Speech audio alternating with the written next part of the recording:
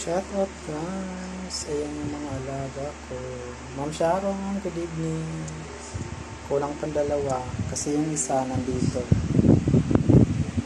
Dalawa pa yung kulang. Nasa labas. Si Mama.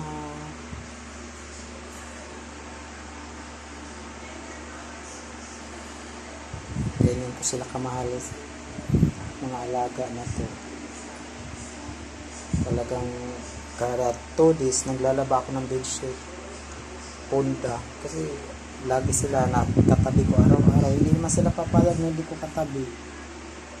Nag-iiyak lang. Ano ito, parang bata.